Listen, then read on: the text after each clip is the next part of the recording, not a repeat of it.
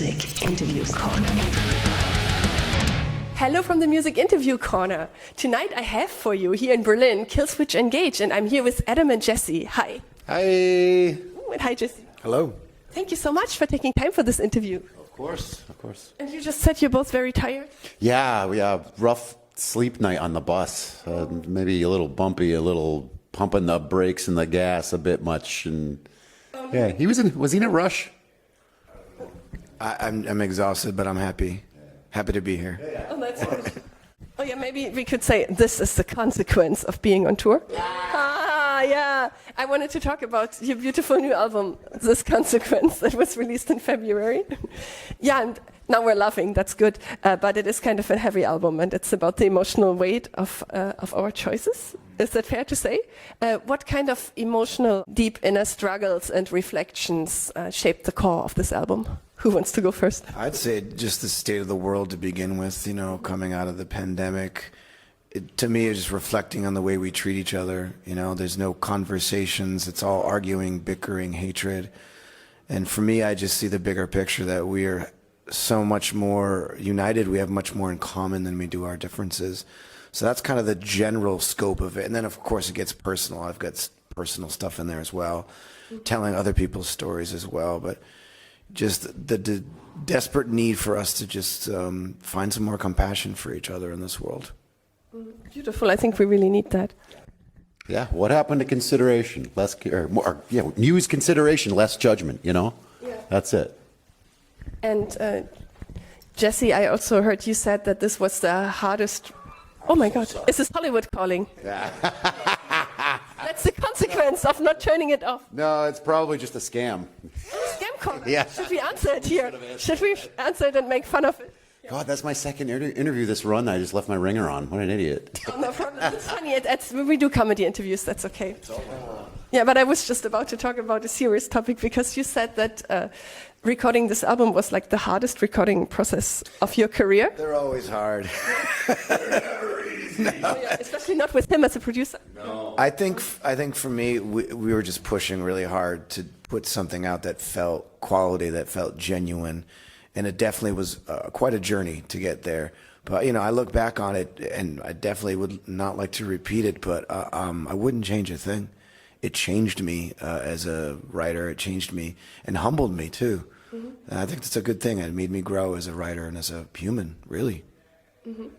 Do you want to add anything to that? Well, I think, it's good to challenge yourselves as singers, songwriters, lyricists, and I think we were just at a point where we all wanted to get into a conversation together and just make sure that we were doing the best we could be capable of, and I think Jesse's hit a wall in the past before with finding enough inspiration, motivation to write things that feel completely energized and fresh, you know what I mean? I think every artist, gets in sort of a slump once in a while to do that, you know what I mean? So to challenge yourself is good. Quality control really is what it is, which is good. You should be doing that to each other. And your lyrics are often very like emotional documents, almost like very raw and philosophical, I feel. And you're also open about your mental health struggles. How do you balance that? Oh, I'm dealing myself with PTSD right now, so yeah. It's real. Yeah, it's. I've grown a lot from just having an open conversation about it, therapeutic stuff as well. I'm in a much better place than I ever have been because I'm working on it. It's something that, you can't get rid of when you have mental illness. You just have to learn to live with it. And I've done that, and music is definitely part of my therapy. Every night I'm on stage, I'm in those songs. I mean, of course, the mind wanders, but I'm really focused on what I'm saying and trying to be present to it. And when I do that, I come off that stage feeling like I've just let out a lot of stuff. And I love that about performance. It feels really good just to really be present to the lyrics and to the spirit and to the connection that we can get from the audience. That in itself is good therapy. Oh yeah, and speaking of the connection, your fans call your music like emotional metal with a real purpose.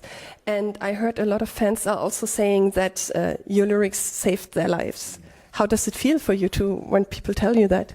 It's wild to even hold on to that thought or that feeling. It's such an honor to be able to help anyone in any way. And I think for us, it means the world to us. Our fans mean the world to us. So it's a very special thing for sure. But it's a lot to hold on to, man. I'm just grateful that people love what we do and we're able to make that connection. Yeah, anytime we can do anything positive for the world, I think that's a very good thing, Yeah, I guess when we just get on stage and we see our fans, we want to make sure we're connecting. And I'm only having a good show when I notice people having a good time and like enjoying themselves and even smiles. I know like a lot of metal bands probably don't care about the smiles, but just want to see happy people, you know what I mean? I feed off of that. And if I see someone being happy, and it makes me happy. Yeah. And I was just thinking, maybe we should switch seats that you're in the middle. Sure. If that's okay, because I think it will look better. And then I have comedy questions, because it's easier to have both of you. No, all of it is in. We always do funny stuff. No, also, boom. We're going to switch seats. We're just suddenly in different seats. We're just going to switch seats every few... Yeah, with one band we switched hats. I had a special flower hat and we switched it every 5 minutes. We're going to switch. You know this game with the chairs, right? Where you have to find a chair when the... Yeah, when the music stops. Okay, so, this is much nicer. I should just stand out of frame. Oh, yeah, right. Yeah. So we see you beautiful... Are you wearing your own merch? No. No, it's a great band called Over. They started out as a black metal band, but they're kind of like a... Depeche Mode, kind of goth, I don't know what you call them, but they're a brilliant band. I love them. Now they're in the center. And who is producing them? Who wears their own merch? Hold on. Some bands did that in my interviews, but yeah, that's right. Yeah. Okay. Yeah. You don't have to do that anymore. To each their own, that's fine. Oh yeah, but speaking of other bands, you're not only producing KILLSWITCH ENGAGE, you've also produced other really big metal acts like As I Lay Dying and The Devil Wears Prada. And I heard a lot of bands say about you that you are very direct and brutally honest in production. So what's your approach to giving feedback that pushes an artist without breaking them? Well, it's I think honesty. Do you ever break you? That's the next honesty is the best policy, right? Like, I don't want to spend my time buttering their bread. Like, let's get on with it. We're on a schedule. We want to make sure we get the best possible product. And I think if you're direct with somebody, they can at least respect that. Be like, oh, okay, this is happening. It needs to get fixed. That's all. I don't know. That's how the way I've always been. I think the results speak for itself with him. Yeah. He's great at what he does. Yeah, you're even so successful now that you don't have to wear your own merch anymore, right? We finally got out of that. Yeah. Well. And how is it for you when you're in the studio together? Who of you gets annoyed first, and who pretends to be annoyed to mess with the other one? I think we get annoyed with each other, but I get annoyed with myself more than I do anything. And we have such a great work dynamic. There's either like a joke that's made to break the silence, or we take a break, or we revisit things. Yeah, he works really well with me. And it's tough, but it should be tough. And I wouldn't have it any other way. That's why we make what we make. We have a great relationship. Mm-hmm.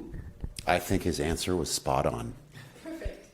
And how is it for you when Adam says to you, just one more take? What's your internal reaction? Is it more like acceptance or rage or spiritual dissociation, or are you plotting his mysterious disappearance? I just disassociate. I do that sometimes when it's really tough. I just leave my body. I love that. No, I'm ready. I'm usually, if I'm in a zone, I'm like, let's go, let's keep going.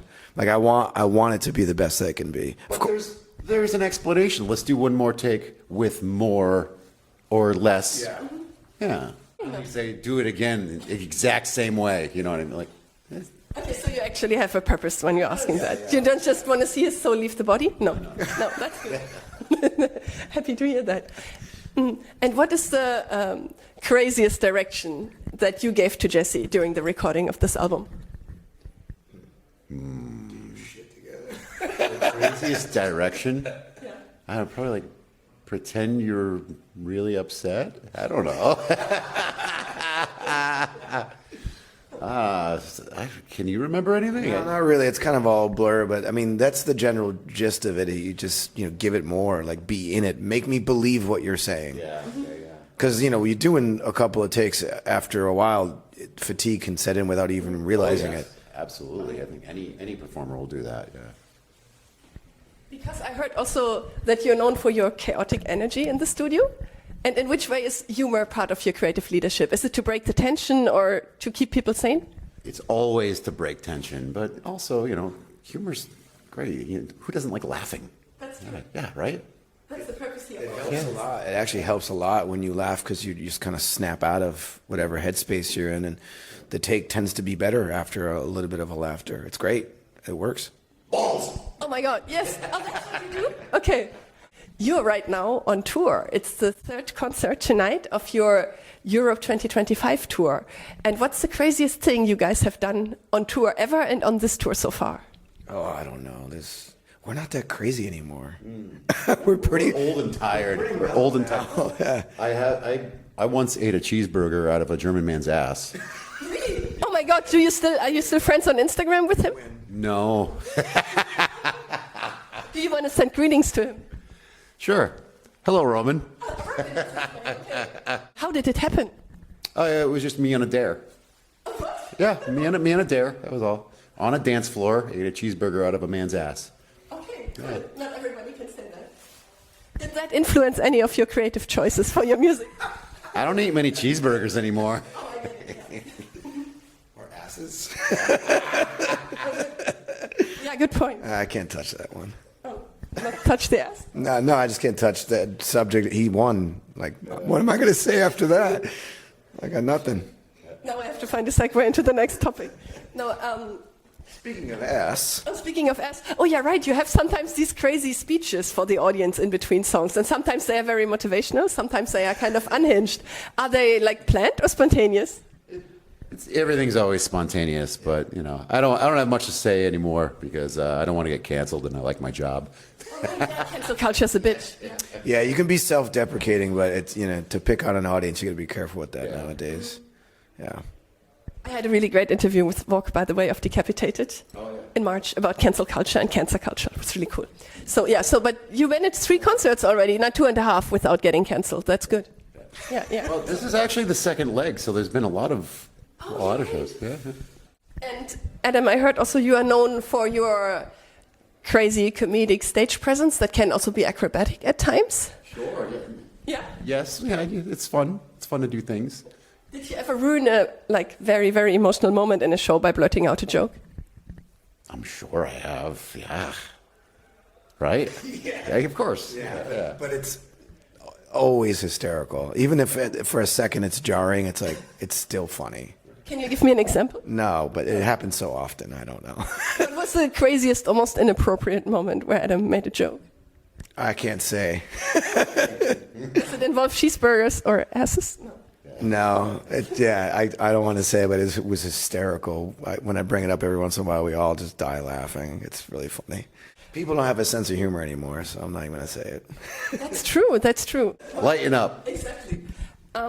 Wait, I have to quickly check my questions because I have a few more. You're fired. Oh my God, I'm cancelled now. Oh my God. Yeah, right. You're canceled. What was your very first reaction when you saw Adam performing in short shorts on stage for the first time? Hysterical, because I wasn't in the band, so I didn't have to deal with it. Howard had to deal with it then, yeah, right. But at some point you had to see it too. Hysterical. I think all that shit is super funny. Watching back some of the old footage of what he used to do is hysterical. And what is the secret story behind the short shorts? Is it artistic expression or like a cry for help? I'm just shaking my thing up there. You know what I'm saying? That's perfect. Thank you for the straight. Yeah, you're brutally honest, as we said, straightforward and brutally honest. Yeah.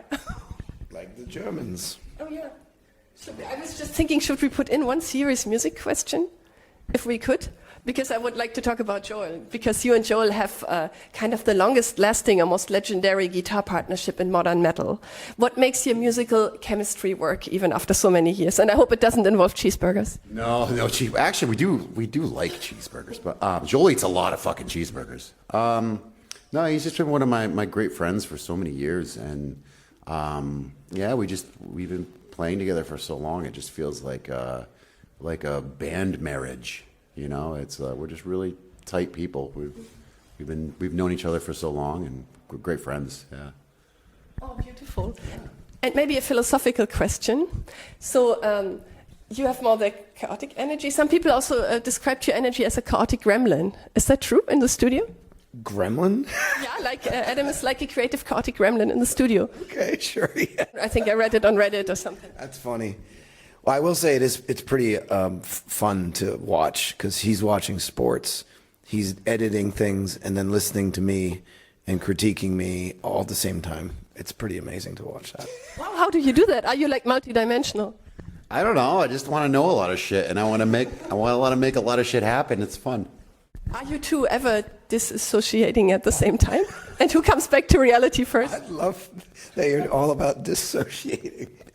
I think we've gotten drunk and both dissociate at the same time, probably. Do you have any memory of that? No. No. Because we disassociated. Of course.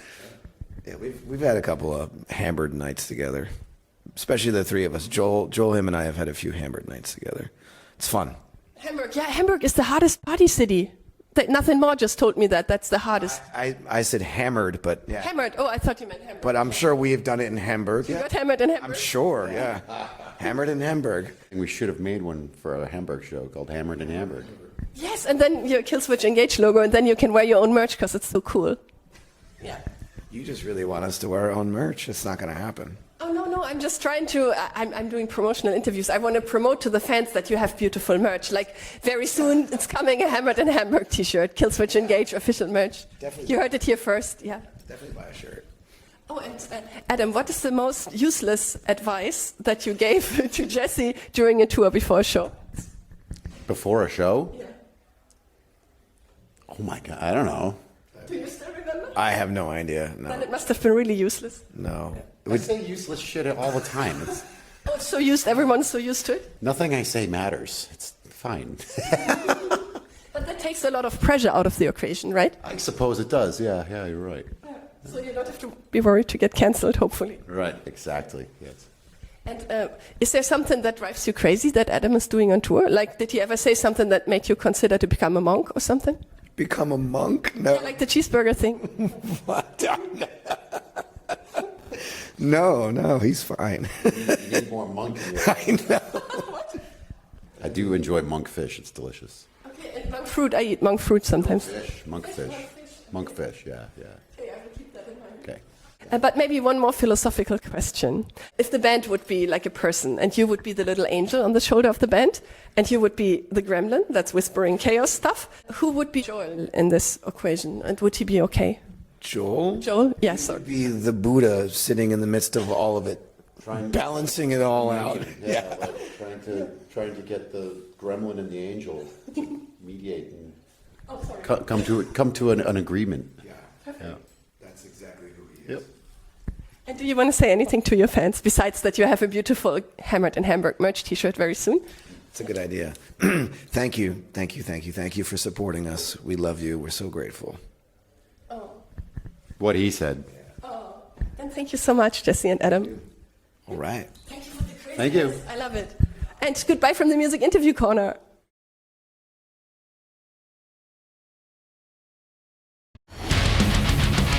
Music Interview Corner.